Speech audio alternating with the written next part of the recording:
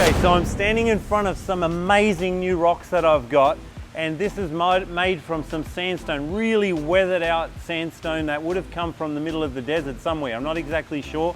I was given it to me by a friend.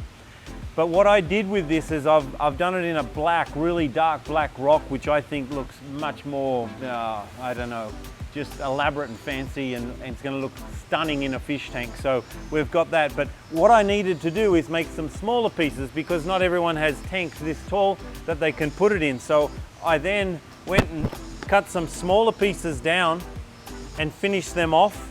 We make them with holes or without holes, and the fish can then swim all through it and whatnot. Looks sensational when you got the fish swimming in and out. Okay, but then this still is too big, so then I used this same piece like that, but I made it so it's a lot thinner.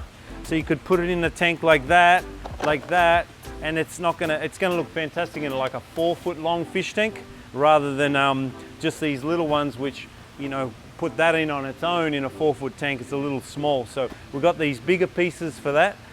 But imagine how fragile a rock like this is, especially after it's been sitting in the aquarium for a few years. And sandstone is very soft, so as you go to pick that up, there's a chance that it's going to crack through there. And if it does, it might hit the bottom of your tank and crack it. Look at this. Okay, so I've got my 2-pound lump hammer, one of my tools of trade being a landscaper. If this was real, what would you do?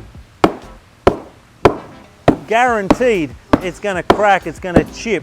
Doesn't matter where you hit it, it's not going to break it. Okay, so that's what's incredible about this polymer. It is just so robust, it doesn't scratch, doesn't chip, and at the same time, as you can see, it's lightweight. In actual fact, it's so lightweight, we have to stick rocks in the back of it to make it weighted down.